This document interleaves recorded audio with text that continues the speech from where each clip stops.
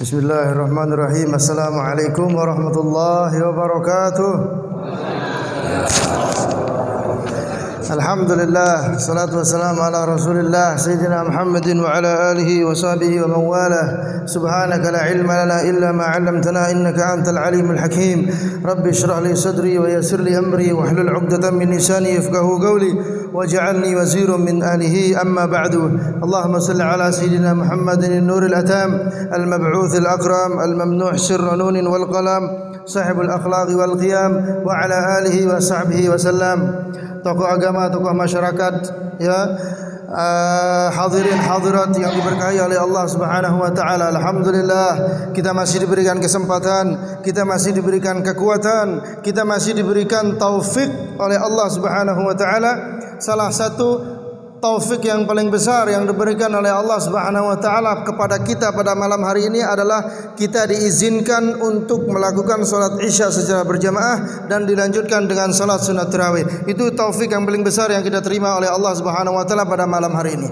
Seorang yang mengerjakan salat sunat tarawih secara berjamaah itu ganjarannya dosa diampuni oleh Allah Subhanahu wa taala. Rasulullah sallallahu alaihi wasallam mengatakan, "Man qama Ramadan imanan wa ihtisaban ghufira lahu ma taqaddama min dhanbihi." Barang siapa yang qiyam di bulan suci Ramadan, barang siapa yang melaksanakan tarawih di bulan suci Ramadan, barang siapa yang berjamaah di bulan suci Ramadan, barang siapa yang beribadah di bulan suci Ramadan, barang siapa yang membaca Quran di bulan suci Ramadan, barang siapa yang berzikir di bulan suci Ramadan, ghufira lahu ma taqaddama min dhanbi. Allah akan mengampuni dosanya yang telah lalu. Ini merupakan bonus yang diberikan oleh Allah Subhanahu wa taala. Alhamdulillah, semoga kita termasuk orang-orang yang diberikan pengampunan oleh Allah Subhanahu wa taala.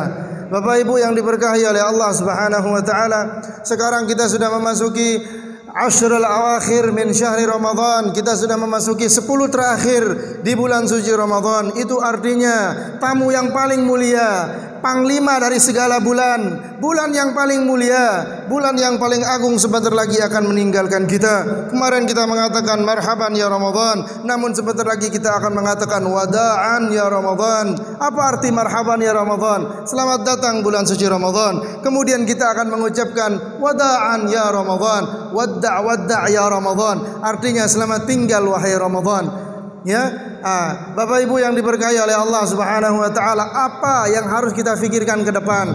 Yang harus kita fikirkan, Ramadan itu pasti akan datang lagi. Tahun depan datang lagi. 2025 pasti datang Ramadan lagi. Tapi masalahnya, kita masih hidup apa enggak? Itu masalahnya. Kita masih bisa jumpa enggak dengan Ramadan tahun depan? Masih enggak kita diizinkan untuk berjumpa dengan bulan suci Ramadan? Itu masalahnya. Ramadan itu pasti akan datang, tapi kitanya ada enggak di tahun depan di bulan suci Ramadan? Makanya sebagian ulama mengatakan kun rabbaniyan wala takun ramadhaniyan. Jadilah orang yang beribadah kepada Allah, bukan orang yang beribadah kepada Ramadannya. Jangan hanya karena datang Ramadan kita berleha-leha. Ramadan itu tidak bisa kita maknakan dengan ngabuburit saja.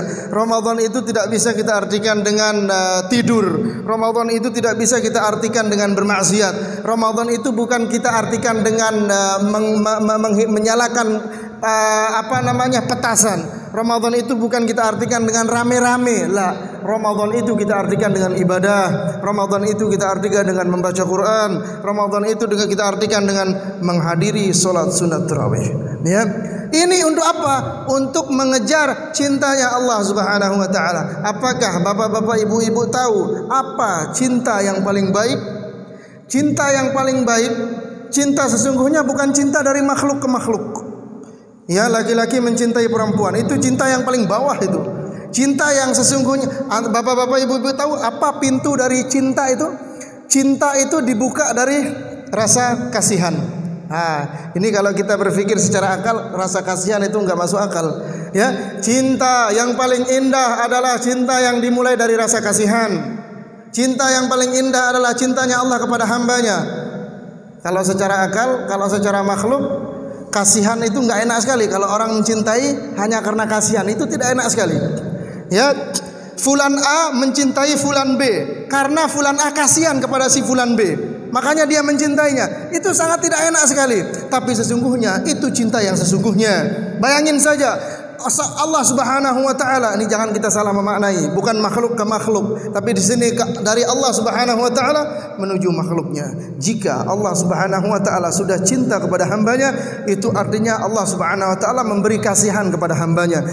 Kasihannya Allah kepada hambanya adalah dengan cara memberi hambanya itu rahmat. Kalau seseorang sudah diberikan cinta oleh Allah, kalau seseorang sudah diberikan rahmat oleh Allah, kalau seseorang sudah dicintai oleh Allah Subhanahu wa taala, maka surga akan menantinya. Ya, seseorang itu masuk surga bukan karena amal soleh. Seseorang itu masuk surga bukan karena salatnya. Seorang itu masuk surga bukan karena bacaan Qur'annya. Tapi seseorang itu masuk surga karena rahmat dan cintanya Allah Subhanahu wa taala. Namun untuk menggapai rahmat dan cintanya Allah, kita memerlukan amal soleh. Jangan kita mengatakan mentang-mentang kita masuk surga karena rahmatnya Allah, lalu kita enggak mau beribadah. Salah juga, ya. Bagaimana cara kita menggapai rahmat itu? Naam, yang benar adalah kita masuk surga dengan rahmat Allah. Tapi untuk bisa menggapai rahmat itu, kita harus menariknya dengan beribadah kepada Allah Subhanahu wa taala. Kita harus menariknya dengan membaca Quran. Kita harus memakmurkan masjid, ya. Kita harus memakmurkan masjid. Ada 7 golongan yang disampaikan oleh Rasulullah sallallahu alaihi wasallam, yang di mana salah satu dari 7 golongan ini adalah orang yang memakmurkan masjid. Ya, sab'atun yudhilluhumullah fi yaumil akhir, fi yauma la dhilla illa dhilluh. Ada 7 golongan dari orang yang dimana 7 ini mendapatkan naungan di hari kiamat. Salah satunya adalah rajulun qalbuhu mu'allaqun bil masajid. Salah satunya adalah orang yang mendapatkan syafaat naungan dari Allah Subhanahu wa taala adalah orang yang selalu memakmurkan masjid.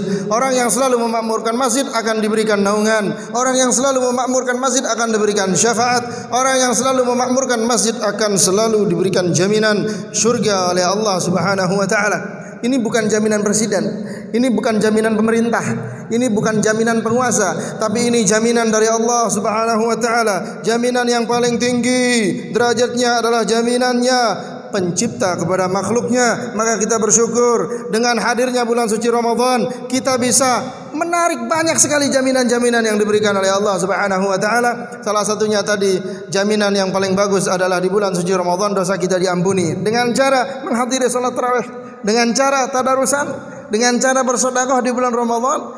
Kalau tidak mampu semuanya itu, maka itu kita raih dengan cara apa? Tersenyum kepada saudara-saudara kita, ya. Jangan ketika kita berjumpa kepada saudara kita mukanya pucat, mukanya masam, mukanya menyebang.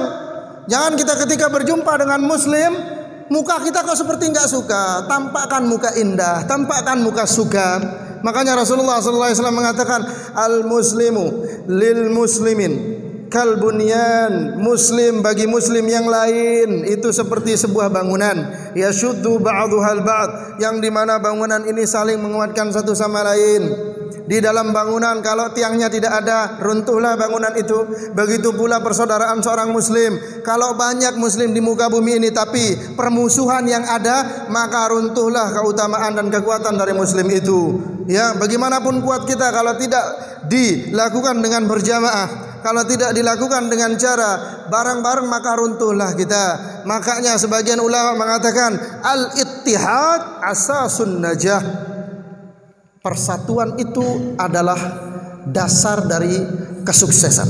Kalau mau sukses bareng-bareng, al-ittihad asasun najah. Ya, kesuksesan atau persatuan itu merupakan asasnya, ya, merupakan pangkalnya, dasarnya kesuksesan. Kalau kita mau sukses bareng-bareng, jangan satu-satu. Makna dari ittihad di sini adalah kita harus bareng-bareng melakukan salat jamaah di masjid. Ada berapa orang yang dimana orang itu nasibnya dirubah oleh Allah Subhanahu wa taala hanya karena dia melakukan salat al-jamaah, ya. Apalagi melakukan takbiratul ihram bersama imam. Mana maksudnya takbiratul ihram? Ketika imam mengatakan Allahu akbar, maka kita juga melakukan Allahu akbar. Ya, ini tingkatan salat jamaah. Jangan kita mentang-mentang, saya Islam, yang penting salat aja. Oh, enggak bisa. Ya, rendah sekali level kita. Kalau kita mengatakan yang penting salat, Berarti seakan-akan kita mengatakan, ya Allah, aku nggak butuh pahala yang besar, dikit aja yang penting ada. Loh, kok kayak gitu? Nggak bisa. Ya, level kita seorang mukmin, level kita adalah umat Nabi Muhammad SAW. Kita harus mempunyai level yang lebih tinggi. Level kita apa? Salat jamaah. Di atas itu takbiratul ihram bersama imam. Mana ada berapa orang yang dimana hidupnya dirubah? Ada seorang laki-laki, anak muda laki-laki, hidup di zaman seorang perempuan. Perempuan ini anak dari seorang waliullah, anak dari ulama. Datang laki-laki ini mau melamarnya. Laki-laki ini ahli pemabuk. Ini sudah sering tiang kisahkan. Laki-laki ini ahli maksiat. Ya, hidupnya keruh, hidupnya hitam, selalu bermaksiat kepada Allah. Tiba-tiba dia ingin melamar anak ulama ini, si gadis cantik anak ulama ini. Tiba-tiba dia mau melamarnya. Bolehkah aku meminangmu? Apa kata perempuan ini? Apakah perempuan ini mengatakan, apa engkau tidak ngaca? Engkau harus berpikir, lihat keadaanmu? Tidak. Tapi perempuan ini mengatakan, aku bersedia untuk menjadi suamimu, tapi dengan satu syarat. Kalau syarat ini, wahai pemuda, engkau mampu mengabulkannya, maka datanglah ke rumahku dan lamarlah aku. Baik, apa syaratnya? Ditanya oleh laki-laki itu. Perempuan ini mengatakan, syaratnya adalah engkau hanya harus sholat jamaah selama 40 hari aja. Ya, sholatlah berjamaah di belakang imam selama 40 hari. Itu aja syaratnya, nggak ada syarat lain. Nggak ada harta, nggak ada persyaratan materi dan lain sebagainya. Syaratnya adalah jika engkau ingin melamarku, engkau cukup sholat 40 hari berjamaah bersama imam. Kemudian laki-laki itu mengatakan, marhaba, siap. Katanya, hari pertama, berjamaah, dia hilangkan rasa malunya. Bayangin ahli maksiat tiba-tiba ke masjid jamaah. Ya, hari kedua jamaah, hari ketiga, hari keempat, hingga hari ke-40 lebih. Ya, hari ke-40 lebih perempuan ini sudah menunggu di rumah, sudah siap dilamar, sudah lulus dia. Ya, hari ke-43 laki-laki itu tidak datang ke rumahnya. Terlintas di pikiran perempuan ini, mana laki-laki itu kok nggak datang? Ya, kalau seandainya dia datang langsung aku terima karena dia sudah lulus. Nggak datang, hari-hari selanjutnya nggak datang. Tiba-tiba, singkat cerita, seorang perempuan ini berjalan. Ketika berjalan, jumpalah dia dengan laki-laki itu yang dimana baru pulang dari masjid. Yang nyapa duluan siapa? Laki-lakinya? Lah, perempuannya yang nyapa duluan. Ya akhi, kemarin katanya engkau mau menikahiku, sekarang aku sudah siap, engkau sudah lulus. Laki-laki itu mengatakan, hah? Katanya, dia bingung sendiri. Aku pernah mencintaimu dulu, katanya. Aku pernah melamarmu dulu, lupa dia. Ya, pernah aku melamarmu dulu? Pernah aku minta dirimu sebagai istriku? Nah, dia lupa. Apa sebabnya orang ini lupa? Sebab orang ini lupa adalah dia sudah nikmat dengan ibadah selama 40 hari itu. Ya, dengan ibadah menjaga takbiratul ihram, dia belum baca Quran, dia belum sholat tahajud, dia belum berpuasa, hanya menjaga sholat jamaah 40 hari. Allah sudah rubah nasibnya. Yang tadinya dia ingin mengejar dunia, sekarang dia mengejar ridhonya Allah Subhanahu wa taala. Apa sebab dia melakukan salat 40 hari tadi? Sebab perempuan, sebab dunia. Tapi lama-lama dia nikmat, ibadahnya nikmat, manis dia beribadah hingga dia lupa niat aslinya dan dia kembali kepada niat yang sesungguhnya, yaitu mencari ridhonya Allah Subhanahu. Ini keajaiban daripada salat berjamaah. Ya, lalu kenapa kita tidak mau melakukan salat jamaah? Salat jamaah itu hukumnya fardu kifayah. Ya, difardukan oleh ulama. Kenapa? Karena sangat penting sekali. Tapi kalau ada orang yang meninggalkan, apakah dia berdosa? Tidak. Fardu kifayah bukan fardu ain. Jangan kita salah paham. Ya, fardu ain sama fardu kifayah beda. Kalau orang meninggalkan fardu ain itu yang berdosa. Tapi kalau orang meninggalkan fardu kifayah, dia tidak berdosa. Tapi yang dinamakan dengan fardu walaupun kifayah, ya sebisanya. Ya, terlebih-lebih bagi kita rumahnya dekat dengan masjid. Ya, itu harus kita lakukan. Ala kulli hal, ya. Kita di 10 terakhir hendaknya meningkatkan kualitas ibadah kita kepada Allah Subhanahu wa taala. Rasulullah sallallahu alaihi wasallam selalu menginstruksikan kepada kita untuk memakmurkan 10 terakhir di bulan suci Ramadan. Karena di bulan suci Ramadan, khususnya di 10 terakhir, di sana ada sebuah malam yang dimana malam itu lebih baik daripada 1000 bulan. Dinamakan dengan Lailatul Qadar. 1000 bulan, bayangin kalau kita kalikan menjadi tahun berapa? Hanya dengan satu malam aja. Satu malam itu lebih baik daripada 1000 bulan. 1000 bulan itu kurang lebih sekitar 83 tahun. Ya, satu malam itu lebih baik daripada 83 tahun. 83 tahun untuk tidur? Tidak, 83 tahun untuk ibadah. Ada orang yang umurnya 83 tahun digunakan semuanya untuk ibadah, kalah dengan hanya satu malam di bulan suci Ramadan, yaitu dinamakan dengan malam Lailatul Qadar. Manfaatkan ini. Ada yang mengatakan, pokoknya malam Lailatul Qadar itu jatuh diganjil. Ada beberapa banyak perkataan di kalangan ulama. Ya, namun ini tidak kita bahas. Yang penting malam Lailatul Qadar itu harus kita gapai. Makanya Rasulullah mengatakan, taharru Lailatul Qadar fi ashrul awakhir. Kejarlah, berburulah, carilah malam Lailatul Qadar itu di 10 terakhir di bulan suci Ramadan. Bagaimana cara kita berburu? Kita membawa karung, kita membawa kresek. Cara kita berburu Lailatul Qadar, kita membawa tali, begitu cara kita berburu Lailatul Qadar. Lah, bukan seperti itu. Cara kita berburu di malam Lailatul Qadar, kita mulai malamnya dengan melakukan salat Isya secara berjamaah. Kemudian kita lanjutkan dengan tarawih. Kemudian kita lanjutkan dengan witir. Ya, jangan kita kira setelah salat witir enggak ada salat sunnah yang lain. Pemahaman yang salah.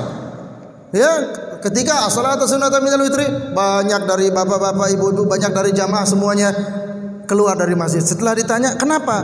"Nanti salat malam aja di rumah." Nah, ini salah. Ya, ini salah, ini harus kita luruskan. Seketika kita sudah melakukan salat witir, itu bukan artinya tidak boleh salat sunat yang lain. Memang lebih afdol salat witir sebagai penutup salat sunat. Tapi ketika kita sudah selesai salat witir, bukan artinya nggak boleh salat yang lain. Ini harus kita perhatikan. Sekarang kita kasih perbandingan. Ada yang keluar dari masjid, ketika ditanya alasannya supaya bisa sholat-sholat yang lain. Ya, sekarang dia meninggalkan harta karun yang sangat tinggi dari Allah Subhanahu Wa Taala. Apa harta karunnya? Pahala jamaah. Dia tidak melakukan sholat witir secara jamaah. Dia meninggalkan sholat witir yang 3, 2 plus 1 secara berjamaah hanya untuk mengejar sholat-sholat malam yang ditutup dengan witir. Sekarang kita cari mana lebih besar pahalanya. Mana lebih besar pahalanya? Jauh lebih besar yang 3 rakaat bersama imam. Ya, karena itu dilakukan secara berjamaah. Salat jamaah jangan kita samakan pahalanya dengan salat sendirian. Pahalanya 27 derajat, itu pahala zahir itu. Yang kita ketahui, pahalanya 27 derajat itu hanya pahala zahir. Pahala yang diukur dengan akal. Pahala dari Allah jauh lebih besar.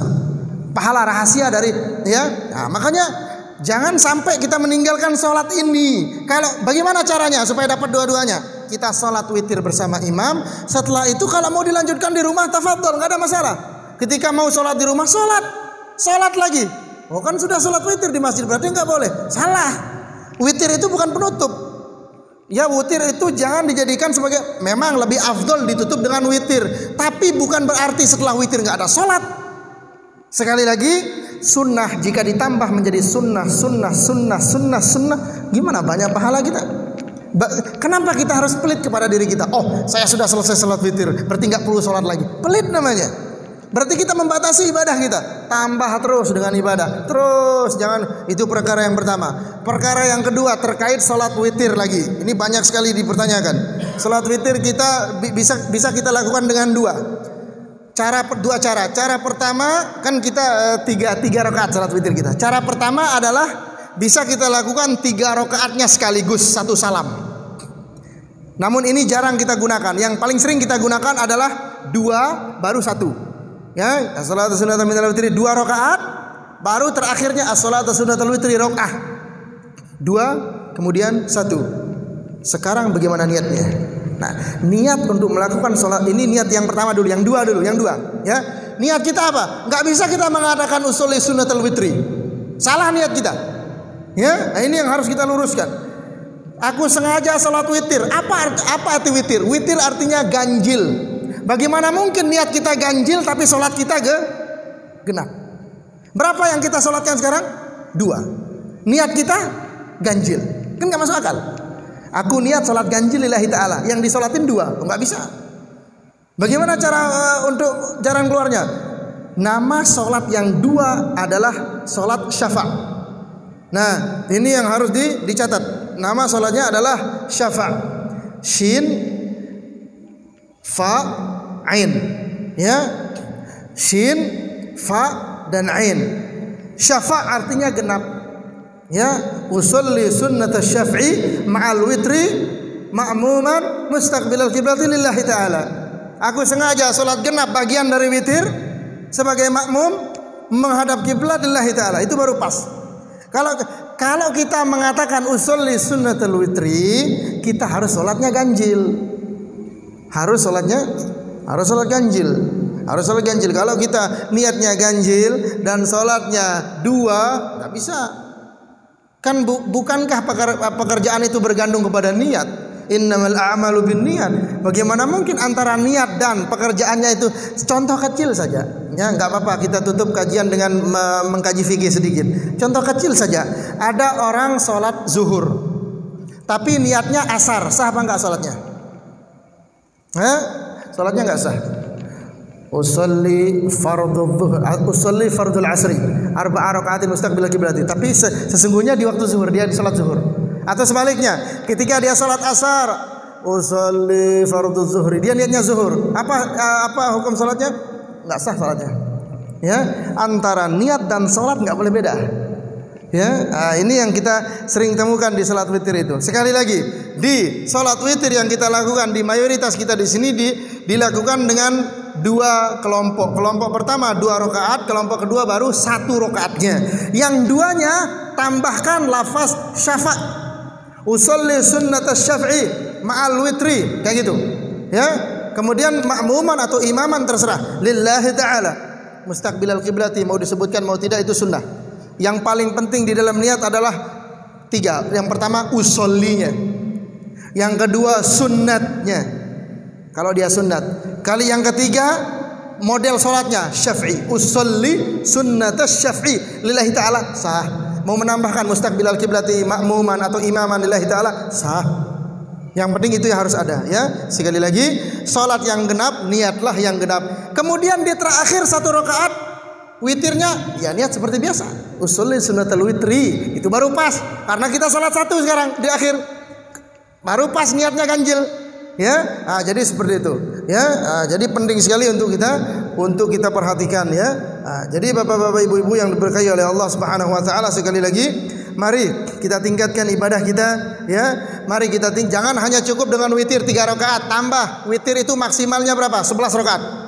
Minimalnya 1, maksimalnya 11. Ya, terserah sesuai kemampuan kita. Ya, sesuai dengan kemampuan kita. Sekali lagi, tambah ibadah kita dengan di bulan suci Ramadan, khususnya di 10 terakhir dengan menggapai ridhonya Allah. Kita tambah ibadah kita dengan terus memakmurkan masjid, dengan terus menghadiri salat sunat tarawih, dengan terus bertadarus membaca Al-Qur'an dan lain sebagainya, yang dimana semoga Allah Subhanahu wa taala menerima ibadah kita. Apa yang kita niatkan diberkahi oleh Allah Subhanahu wa taala, yang mempunyai keinginan segera dikabulkan oleh Allah Subhanahu wa taala. Ibadah kita pada hari ini, puasa kita pada hari ini diterima oleh Allah Subhanahu wa taala, dan semoga Allah Subhanahu wa taala mengkategorikan kita sebagai orang-orang yang dibebaskan dari api neraka. Amin ya rabbal alamin. Allahul muwaffiq wal hadi ila sabilir rasyad. Assalamualaikum warahmatullahi wabarakatuh.